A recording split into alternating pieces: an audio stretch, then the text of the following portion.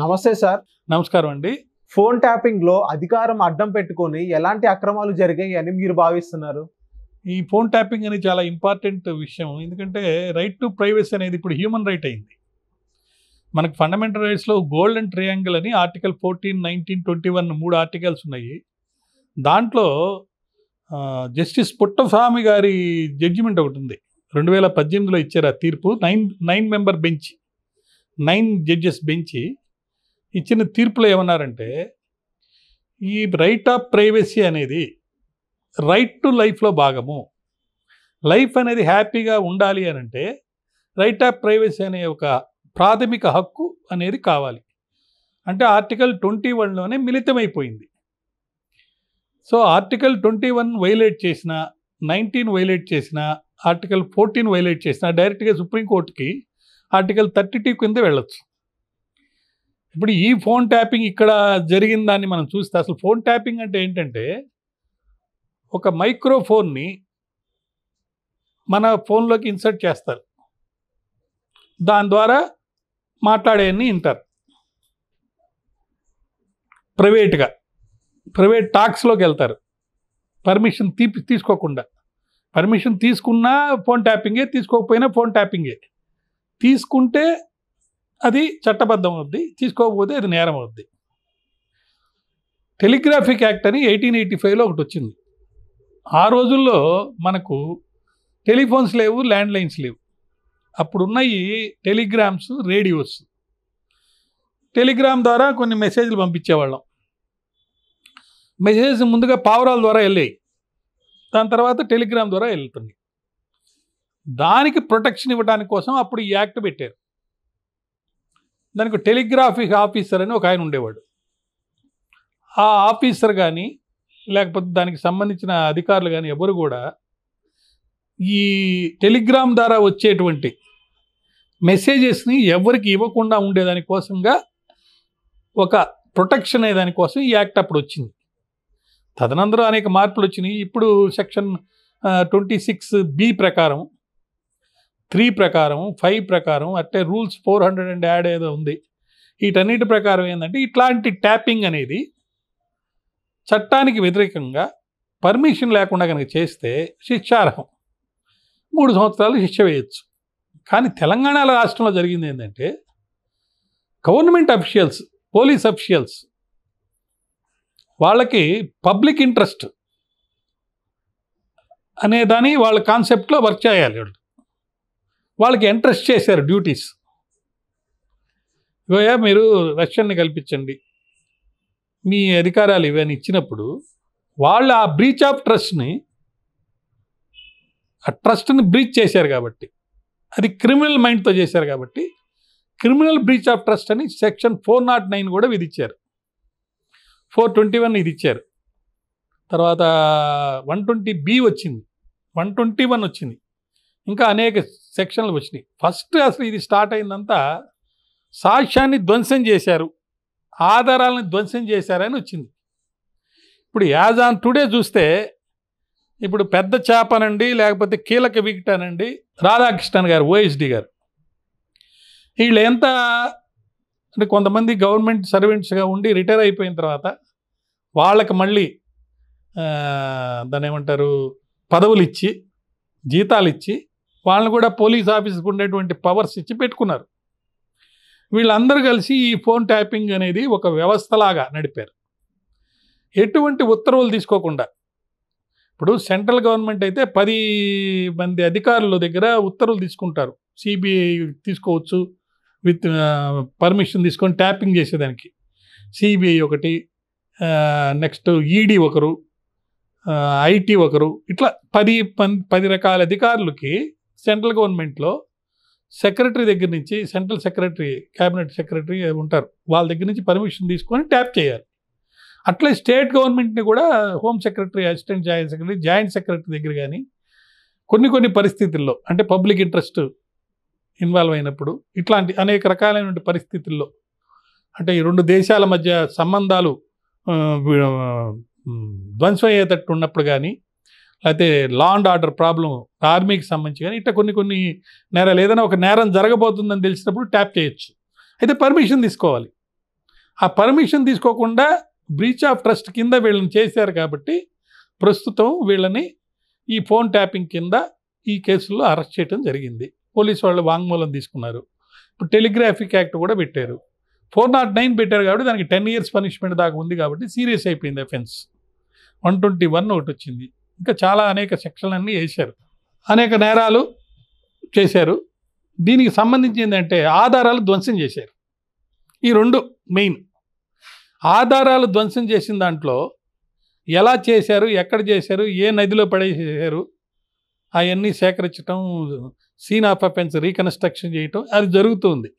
అదేవిధంగా పోలీస్ వాళ్ళ యొక్క స్టేట్మెంట్స్, కన్ఫెషన్స్ కూడా తీసుకుంటున్నారు. ఇదంతా బాగానే ఉంది. ఈ ఫోన్ ట్యాపింగ్ అనేది ఇందాక మనం అనుకున్నట్టు మైక్రో ఫోన్లో ఒకదాన్ని తీసుకెళ్ళి ఫోన్లో పెట్టేసి దాని ద్వారా వినటం అనేది ఫోన్ ట్యాపింగ్. దీనికంటే పెద్ద నేరం ఏంటంటే హ్యాకింగ్. మనం ఏం చేస్తామంటే ఇప్పుడు ఈ వాట్సాప్లని అనేక రకాలైనటువంటి వాటిని మనం అనుమతిస్తాం. అప్పుడు అలవ్ అని అడిగితే అలవ్ అని కొడతాం. సో అలవ్ అయినప్పుడు అన్నీ వచ్చేస్తాయి దాంట్లో. ఆ యాప్స్లో నుంచి ఒక బగ్ను పంపిస్తారు. బగ్ను పంపించి ఆ బగ్ ద్వారా ఎంటర్ అయ్యి ఇంటర్సెప్ట్ చేసి టెలిఫోన్ ట్యాపింగ్లో ఓన్లీ మాటలు, టాక్స్ మాత్రమే వింటారు. ఇక్కడ ఏంటంటే ఫోటోలు, వీడియోలు ఇవన్నీ కూడా తీసుకుంటారు. ఇప్పుడు ఏదో ఈ పోలీస్ వాళ్ళు ఇన్వాల్వ్ అయ్యారు కాబట్టి స్టేట్ గవర్నమెంట్ అఫీషియల్సే ఇన్వాల్వ్ అయ్యి కొన్ని నేరాలు జరిగినాయి. డబ్బులు కూడా పోలీస్ వెహికల్స్లోనే పంపించారనేది ఒకటి. నెక్స్ట్ అన్నిటికంటే ముఖ్యమైనది ఏంటంటే ప్రొఫైల్ రూపొందించారట. ఒక వ్యక్తిని తీసుకోవటం, ఆ వ్యక్తి యొక్క ప్రొఫైల్ రూపొందించడం, ఆ ప్రొఫైల్ రూపొందించడంలో వాడి యొక్క పూర్వత్రాలన్నీ వస్తాయి. అంతకుముందు గతంలో వాడు ఏదైనా కేసులో ఇన్వాల్వ్ అయ్యాడా, ఇప్పుడు ఏం చేస్తున్నాడు, అతను టెలిఫోన్ ట్యాప్ చేసేసి అతను మాట్లాడినవన్నీ విని అతను ఒక నేరం చేస్తుంటే ఆ నేరం చేసినప్పుడు దానికి సంబంధించిన డబ్బు ఎక్కడికి పోతుందో కనుక్కొని ఈ వ్యాన్ల ద్వారా పోయి పట్టుకోవడం, ఈ వ్యాన్లో నుంచి ఆ డబ్బు తీసుకొని సీజ్ చేయటం ఇలా జరుగుతుంది. అయితే ఒక తమాషా విచిత్రమైన విషయం ఏంటంటే అసలు ఈ టెలిఫోన్ ట్యాపింగ్ ద్వారా హ్యాకింగ్ సంగతి కాసేపు పక్కన పెడదాం. టెలిఫోన్ ట్యాపింగ్ ద్వారా ఇప్పుడు దాకా ఏ నేరాలు జరిగినాయి మీరు అడిగినట్టు ప్రజలందరూ కూడా విస్మపోయి విచారించుకొని దీని గురించి ఆలోచిస్తూ ఉన్నారు. ఏంటంటే బేగం బజార్లో కొంతమంది వ్యాపారస్తులు ఇక్కడ ఈ ఆఫీసులను పట్టుకోగానే ఎస్కేప్ అయిపోయారంట, కనపడకుండా పోయారంట, అదృశ్యం అయిపోయారంట. అలా ఎందుకు జరిగింది అని చెప్పి ఆలోచిస్తే గతంలో అక్కడ జరిగే నేరాలకు సంబంధించి ఈ పోలీసు వాళ్ళు అక్కడికి వెళ్ళి వాళ్ళని విచారించి వాళ్ళు చేసిన తప్పుల్ని పట్టుకోవడానికి ప్రయత్నిస్తున్న రోజుల్లో వాళ్ళతో సంబంధం ఏర్పడిందని, వాళ్ళు వీళ్ళ ద్వారా కొన్ని నేరాలు చేశారు కాబట్టి వీళ్ళ డబ్బు అక్కడ ఉంది కాబట్టి వాళ్ళు కనుక ఎస్కేప్ అయిపోతే ఈ కేసులో ఇరుక్కోకుండా తప్పించుకుంటారని వాళ్ళు తప్పిపోయారనేది ఒక వాదన. అది వాస్తవం ఏంటనే మనకు తెలియదు. అంటే ప్రైవేటు వ్యక్తుల యొక్క అంటే పొలిటికల్ స్ట్రాటజీ, పొలిటికల్ ఇదే కాకుండా ఆ పాలిటిక్స్కి సంబంధించి కూడా పోలీస్ కొంతమంది ఇంటెలిజెన్స్ ఉంటుంది, పొలిటికల్ ఇంటెలిజెన్స్ డిపార్ట్మెంట్. పొలిటికల్గా ప్రతిపక్షం వాళ్ళని లేకపోతే వాళ్ళ ఫోన్లను ట్యాప్ చేయటమే కాకుండా ప్రస్తుతానికి మన ముఖ్యమంత్రి గారు గతంలో ఆయన ప్రతిపక్ష నాయకుడిగా ఉన్నప్పుడు ఆయన ట్యాపింగ్ చేశారని అట్లా అనేక మంది నాయకులు, ఇప్పుడు కొండా సురేఖ నాది ట్యాపింగ్ చేసిందని అంటుంది. గతంలో చంద్రబాబు నాయుడు గారు అక్కడ ఆయన ప్రతిపక్షంలో ఉన్నప్పుడు ఆయనది ట్యాపింగ్ చేశారని ఇలాంటివన్నీ వచ్చినాయి. ఇది పొలిటికల్ ఇంటెలిజెన్స్ ఆఫీసర్స్ పొలిటీషియన్స్ని చేయటం అనేది ఒక పద్ధతి అయితే, ఇది కాకుండా వ్యాపారస్తులకు సంబంధించి ఇల్లీగల్ బిజినెస్ చేసే వాళ్ళని కానీ లేదా కొంచెం భయస్థులుగా ఉండే వాళ్ళని కానీ వాళ్ళందరినీ కూడా ట్యాప్ చేసి వాళ్ళ యొక్క ఇన్ఫర్మేషన్ తీసుకొని వాళ్ళ ప్రొఫైల్ ఆధారితంగా వాళ్ళ దగ్గర నుంచి రైడ్ చేసి డబ్బులు సీజ్ చేశారనేది ఒక వాదన. కొంతమంది సినీ నటులు, ఆ నటుల్లో ముఖ్యంగా లేడీస్ చాలామంది పేర్లు కూడా బయటకు వచ్చినాయి, తారలు. వాళ్ళ తారల యొక్క పర్సనల్ లైఫ్లోకి ఎంటర్ అయిపోయి లేదా వాళ్ళ యొక్క ట్రాన్సాక్షన్స్, అది పర్సనల్ లైఫ్ ట్రాన్సాక్షన్స్ కానీ మానిటరీ ట్రాన్సాక్షన్స్ కానీ ఇవన్నీ తెలుసుకొని కొంతమంది చెప్పేదంటే బ్లాక్మెయిల్ చేశారు వాళ్ళని అని చెప్తున్నారు. కొంత వాదనలు వచ్చినాయి. కొన్ని వాదనలు ఏమొచ్చినట్టే బ్లాక్మెయిల్ చేసి డబ్బు కూడా రాబట్టారు వాళ్ళ దగ్గర. ఈ డబ్బు రాబట్టిన డబ్బుని అటు ప్రతిపక్ష నాయకుల టెలిఫోన్లు ట్యాప్ చేసి లేకపోతే వ్యాపారస్తుల దగ్గర ట్యాప్ చేసి లేకపోతే సొంత ఇంట్లో ఫ్యామిలీ మెంబర్స్ కూడా సొంత పశ్చిమ నాయకులు అంటే అధికారంలో ఉన్న పార్టీకి సంబంధించినటువంటి కొంతమంది నాయకుల యొక్క టెలిఫోన్లు ట్యాప్ చేసి వాళ్ళ దగ్గర నుంచి ఇన్ఫర్మేషన్ తీసుకొని వాళ్ళ ద్వారా కూడా అనేక రకాలుగా ఈ డబ్బుని సంపాదించారు. పొలిటికల్గా కూడా గెయిన్ పొందారు. ఆ డబ్బును కూడా ఎలక్షన్ మూమెంట్ అప్పుడు అలా ఒకే పద్ధతిలో తీసుకెళ్లారన్నమాట. అంటే పోలీస్ వ్యాన్స్ వాడుకోవటం, వాడికి ఒక బృందం ఉంటుంది, ఒక కొంతమంది అలాట్ చేసుకొని పోలీస్ మెన్ని వాళ్ళ ద్వారా చేసుకొని తీసుకెళ్ళారు. ఇదంతా పొలిటికల్గా ఎవరో బాసులు చెప్తే చేశారని అనేది ఒక వాదన బయటకు వచ్చింది. లేదు మాకేం సంబంధం లేదు, ఇక పోలీసు వాళ్ళ డ్యూటీ అది, 1-2 చేస్తే చేసి ఉండొచ్చు, అంతేగాని మాకు సంబంధం లేదని ఒక రాజకీయ నాయకుడు కొడుకు మాజీ మంత్రి గారు చెప్పారు. అది వాస్తవం ఎంత అనేది కూడా మనకు తెలియదు. అయితే దీనికి సంబంధించి కొండా సురేఖ్ గారు ఇంకా ఎవరో ఏదేదో మాట్లాడారు కాబట్టి వాళ్ళకు ఒక లీగల్ నోటీస్ కూడా పంపించారు. అది కూడా ఇప్పుడు ప్రస్తుతం పెండింగ్ ఉంది. దానికి సంబంధించి వాళ్ళు ఏమంటున్నారంటే, బీజేపీ పార్టీ ఏమంటుంది, కాంగ్రెస్ పార్టీ ఏమంటుందంటే, అసలు ఇలాంటి తప్పుడు చట్ట వ్యతిరేకమైనటువంటి పనులు చేసేటువంటి నాయకులు కలిగిన పార్టీని దాన్ని బర్తరఫ్ చేయాలి, ఆ పార్టీ యొక్క రికగ్నైజేషన్ని రద్దు చేయాలి అని ఒక వాదన. చాలామంది ఇలా మాట్లాడుతున్నారు, కానీ మనం ఏది చేయాలన్నా చట్టపరంగా ఏదో ఒక సెక్షన్ ఉండాలి, ఆ సెక్షన్కి ఒక పనిష్మెంట్ ఉండాలి, ఆ పనిష్మెంట్ ప్రకారం చేయాలి. మనకు టెలిగ్రాఫిక్ యాక్ట్ కింద 26B కింద 3 years పనిష్మెంట్, ఇందాక చెప్పినట్టు 409 కింద 10 years, 120B కింద కాన్స్పిరసీ చేసి ఉంటే బయటపడిన నాయకులు, ఇప్పుడు కవిత కేసులో ఇందాక మనం చెప్పుకున్నట్టు ఆమె దగ్గర నుంచి డబ్బులు ఏం సీజ్ చేసి లేదు, కానీ ఆమె మెయిన్ ముద్దాయి అయింది. అట్లా ఎవరో చెప్పకుండా వీళ్ళు చేయలేదు, మీ వాళ్ళు చెప్తేనే, అధికారంలో ఉన్న కొంతమంది నాయకులు చెప్తేనే మేము చేసాం అంటున్నారు కాబట్టి వాళ్ళ పేరును కూడా ఇరికిస్తే వాళ్ళని 120B కింద వస్తుంది. 120B కింద వచ్చిన అదే పనిష్మెంట్స్, నేరం చేసిన వాడికి ఏ పనిష్మెంట్ పడుతుందో కాన్స్పిరసీ చేసిన వాడికి కూడా అంతే పనిష్మెంట్ పడుతుంది. అది అక్కడ ప్రాసెస్. కానీ ఇక్కడ వ్యవహారం ఏంటంటే డబ్బులు అనేది ఇన్వాల్వ్ అయినాయి. ఆ డబ్బులు ఎక్కడికి పోయినాయి, ఏ దేశంలో ఉన్నాయి, ఎవరి దగ్గర ఉన్నాయి, దీని మీద పరిశోధన జరగాలి. ఒకసారి ఇల్లీగల్గా డబ్బులు అనేది జరిగితే 409 ఆల్రెడీ వచ్చేసింది కాబట్టి ఖచ్చితంగా PMLA యాక్ట్ కింద ఈడీ ఎంటర్ కావాలి. ఈడీ ఎంటర్ అయితే ఈడీ PMLA యాక్ట్ సెక్షన్లన్నీ ఎంటర్ అవుతాయి. అది చాలా హార్ష్ యాక్ట్. ఆ దాంట్లోకి ఒకసారి ఈ ముద్దాయిలను కనుక పట్టుకొని దాని కింద కనుక రిమాండ్ చేస్తే వాళ్ళు బయటకు వచ్చేదానికి అవకాశం లేదు. అట్లా ఇన్కమ్ ట్యాక్స్ యాక్ట్ తర్వాత ఇప్పుడు స్టేట్ గవర్నమెంట్ దీన్ని చేస్తుంది. అయితే దీనికి సంబంధించి మాజీ పార్టీ నాయకుడు, మాజీ మంత్రి ఆయన ఏమన్నారంటే, ఇప్పటి నుంచి కాదు 2004 నుంచి విచారణ జరపాలి, గతంలో అప్పుడున్న ముఖ్యమంత్రి కొంతమంది ట్యాప్ చేశారని కూడా అలిగేషన్స్ వచ్చినాయి, అది కూడా వాళ్ళ పార్టీ వాళ్ళనే చేశారని కూడా వచ్చినాయి, కాబట్టి ఇవన్నీ జరుగుతున్నాయి కాబట్టి అప్పటి నుంచి విచారణ జరిపించమని చెప్పి ఆయన అడుగుతున్నాడు. ఎప్పటి నుంచి విచారణ జరుపుతారు, ఏం జరుపుతారు, ఇవన్నీ ఇట్లా ఉంటే అంటే రాజకీయంగా బీజేపీ పార్టీ వాళ్ళు, బీఆర్ఎస్ పార్టీ వాళ్ళు ఒకటయ్యారు కాబట్టి ఇదంతా జరుగుతుంది, వాళ్ళ మీద ఎందుకు యాక్షన్ తీసుకోలేదు, సిబిఐ ఎంక్వైరీ ఎందుకు వేయలేదని స్టేట్ గవర్నమెంట్ వీళ్ళు అంటున్నారు. గతంలో పవర్లోకి రాకముందు వీళ్ళు అపోజిషన్లో ఉన్నప్పుడు సిబిఐ ఎంక్వైరీ కావాలని వీళ్ళు కూడా అడిగారు. కానీ ఇప్పుడు వీళ్ళు వచ్చిన తర్వాత వీళ్ళే విచారణ జరుపుతున్నారు, ఏదో టీం పెట్టి.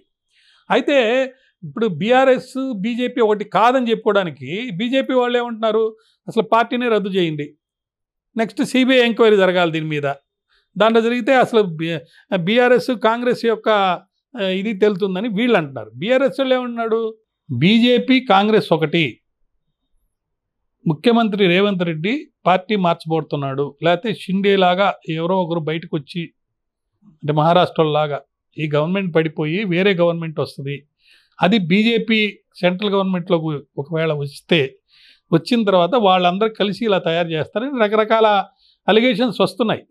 ఏది ఏమైనా ప్రైవేట్ మనీ, ప్రైవేట్ పార్టీలు వ్యవహారం అనేది ఇన్వాల్వ్ అయింది, డబ్బులు ఇన్వాల్వ్ అయిందని మనం వింటున్నాం.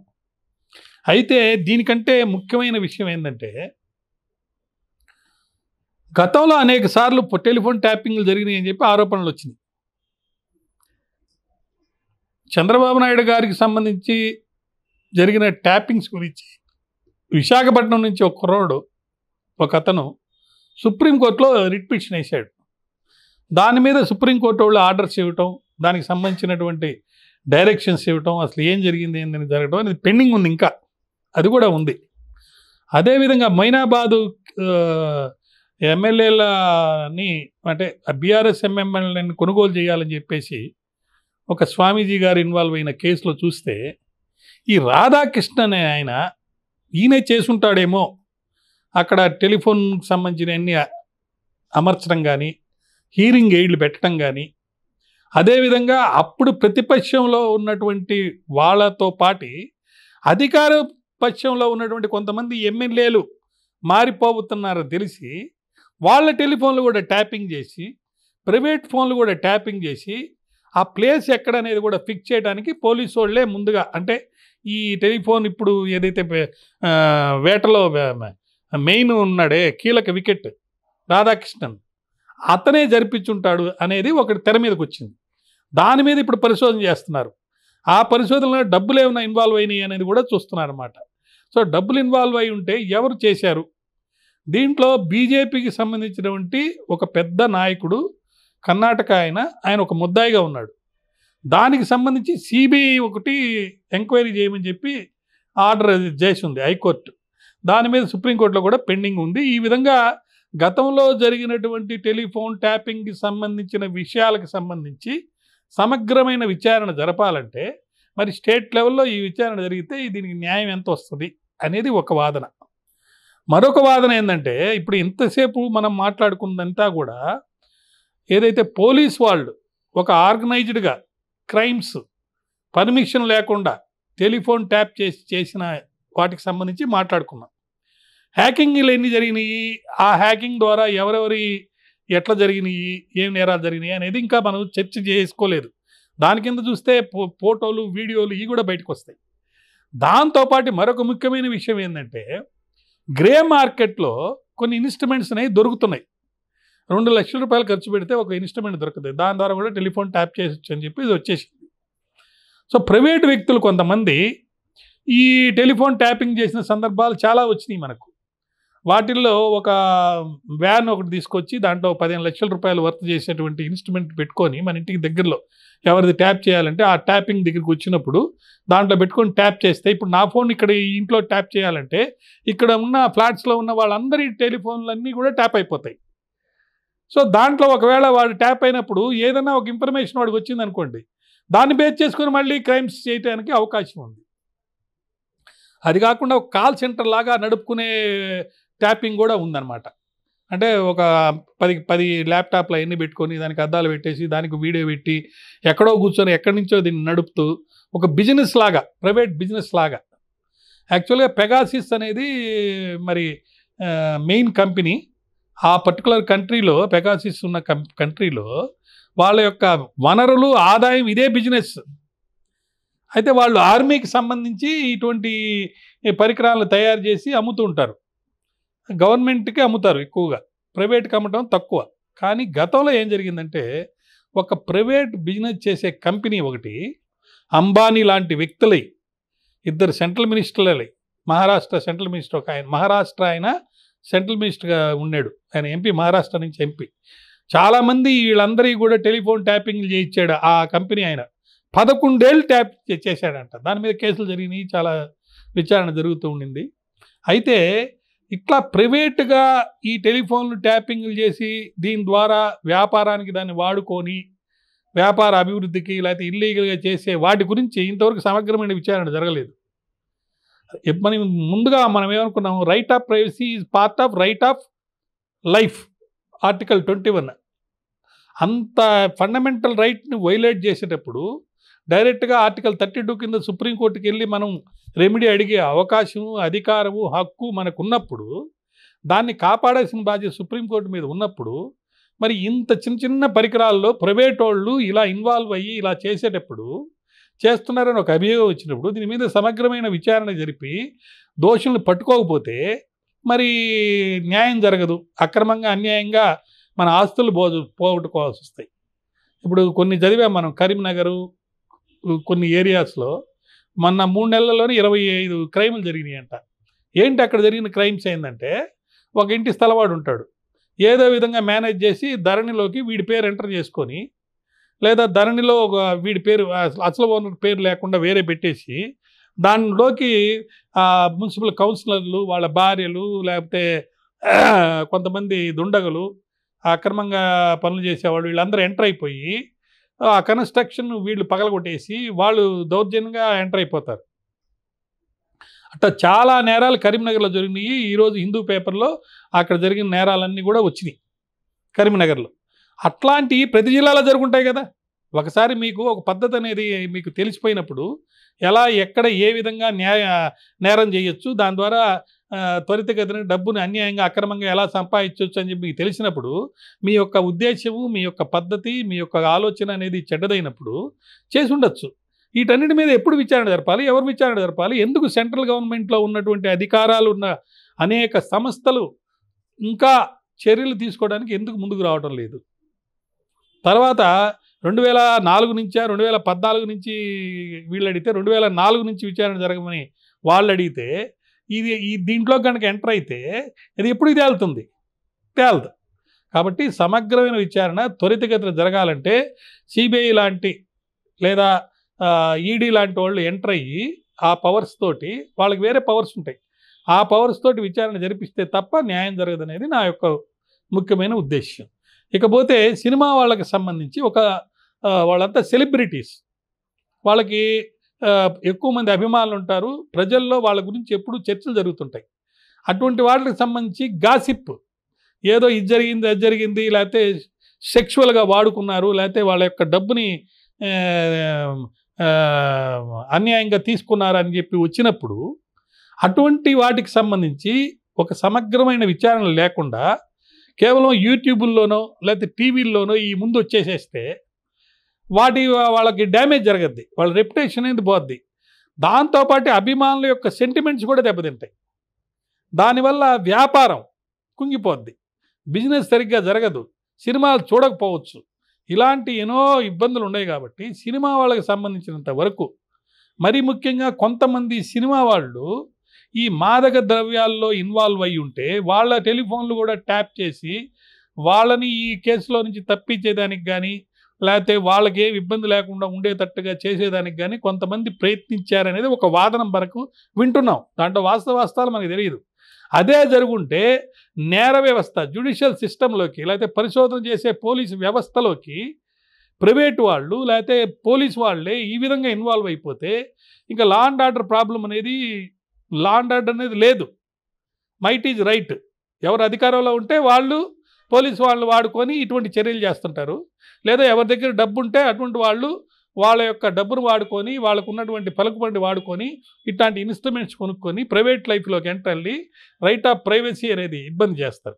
భార్యాభర్తల మధ్యలో ఉన్న సంబంధాలకు సంబంధించి కూడా బయటికి తీసి, ఆ భార్యాభర్తలు వాళ్ళు సెలబ్రిటీస్ అయితే వాళ్ళు విడాకులు తీసుకునేంతవరకు కూడా తీసుకొచ్చారని చెప్పేసి ఒక సీరియస్ వాదన మనం వింటున్నాం. ఇలాంటివే జరిగితే దీన్ని కూడా సిద్ధమైపోయి నేరం చేసిన వాళ్ళు ఎంతకైనా తెగించిన వాళ్ళు. అటువంటి నీచులు, నికృష్టుల్ని, అటువంటి చట్ట వ్యతిరేకం చేసే వాళ్ళని క్షమించకూడదు. చట్టాలు ఇంకా మార్పు రావాలి. టెలిగ్రాఫ్ యాక్ట్ చట్టంలో ఈ తీవ్రమైనటువంటి మార్పు రావాలి. నేను దా చెప్పినట్టు government servants, public officials involve అయ్యారు కాబట్టి 409 వచ్చింది. అదే అట్లాంటిది లేదనుకో, ప్రైవేట్లో వాళ్ళు వాళ్ళ డబ్బులు పెట్టి ఇటువంటి ఇన్స్ట్రుమెంట్స్ కొనుక్కొని, వెహికల్స్ కొనుక్కొని వాళ్ళు టెలిఫోన్ ట్యాపింగ్ చేస్తే టెలిగ్రాఫ్ యాక్ట్ కింద ఓన్లీ 3 years పనిష్మెంట్ కాబట్టి వేల మీద బయటకు వచ్చేస్తారు. మంచి సెక్షన్లు వాళ్ళ మీద రావాలంటే మళ్ళీ దానికి సంబంధించి మానిటరీ ఇన్వాల్వ్మెంట్ జరిగినట్టు కొంత ప్రూఫ్ ఉంటే తప్ప ఈడీ రాదు, పిఎంఎల్ఏ యాక్ట్ రాదు, సిబిఐ ఎంటర్ కాదు. సో ఇట్లాంటి పరిస్థితి ఉంది కాబట్టి అందరూ సెంట్రల్ గవర్నమెంట్లో ఇప్పుడు ఇక్కడ గవర్నమెంట్ లేదు అంటే పార్టీ ఇన్ పవర్ బీజేపీ వాళ్ళు ఆపద్ధర్మ గవర్నమెంట్ ఉంది. కానీ ఆఫీసర్స్ అయితే ఉన్నారు కదా, వాళ్ళ మీద కూడా బాధ్యత ఉంది కదా. ఇప్పుడు ఒక మినిస్టర్ ఏం చెప్పారంటే టెలిగ్రాఫిక్ యాక్ట్ కనుక ఇన్వాల్వ్ అయితే మేము చర్యలు తీసుకుంటాం అంటున్నారు. బాబు, ఒక టెలిగ్రాఫిక్ యాక్ట్ కింద మాత్రమే కాదు, డబ్బులు ఇన్వాల్వ్ అయినాయి కాబట్టి ఈడీ ఎంటర్ కావాలి, పిఎంఎల్ఏ యాక్ట్ ఉంది కాబట్టి ఆఫీసర్స్ గమ్ముకుండకూడదు. రాబోయే ప్రభుత్వాలు దీని మీద సమగ్రమైనటువంటి చర్యలు తీసుకోవాలి. చట్టంలో అనేక మార్పులు రావాలి. రైట్ ఆఫ్ ప్రైవసీ అనేది ప్రొటెక్ట్ కావాలి. ముఖ్యంగా సెలబ్రిటీస్కి సంబంధించి ప్రాపర్ ప్రొటెక్షన్ కనుక లేకపోతే సెంటిమెంట్స్ ఆఫ్ అభిమానులు చాలా దెబ్బతింటాయి కాబట్టి దాని మీద తగు చర్యలు తీసుకోవాలని చెప్పేసి నేను మనవి చేస్తాను.